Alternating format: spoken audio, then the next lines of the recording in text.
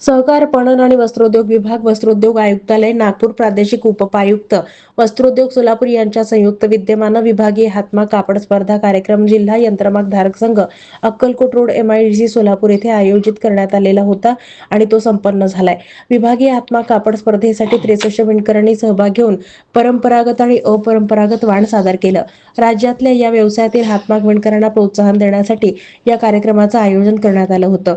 या कापड स्पर्धेसाठी हातमाग विणकरांनी हातमागावर विणलेल्या पारंपरिक अपारंपरिक डिझाईनच्या अत्युत्कृष्ट नाविन्यपूर्ण कलात्मक वाणांची प्रदर्शित वाणांमधून निवड करून उत्कृष्ट अशा वाणास प्रोत्साहनपर बक्षीस देण्यात आलं. 2016 आणि 17 पासून विभागीय स्तरावर हातमाग कापड स्पर्धा आयोजित केली जाते. 17 ऑक्टोबर 2016च्या शासन निर्णयान्वये ही स्पर्धा विभागीय हातमाग कापड स्पर्धा असं नामकरण करून आयोजित करण्याचं निश्चित करण्यात आलं. एकंदरीतच यामध्ये अधिपत्यासाठी जिल्ह्यातल्या सोलापूर जिल्ह्यासह सांगली, कोल्हापूर, सातारा, पुणे या जिल्ह्यातल्या सर्व विणकारी सहकारी संस्था, स्वयंसहाय्यता गट, खाजगी क्षेत्रातील विणकरांना प्रोत्साहन देण्यासाठी ही स्पर्धा पार पडली.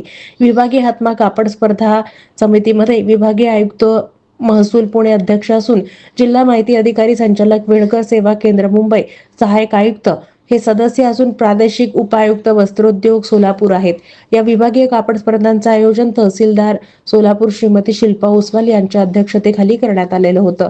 प्रशासक सोलापूर जिल्हा मध्यवर्ती सहकारी बँक लिमिटेड सोलापूरचे कुंदन भोळे यांच्या उपस्थितीमध्ये या कार्यक्रमाचं आयोजन करण्यात आलं होतं. या कार्यक्रमाचं सूत्रसंचालन तांत्रिक अधिकारी AM गोरे यांनी केलं.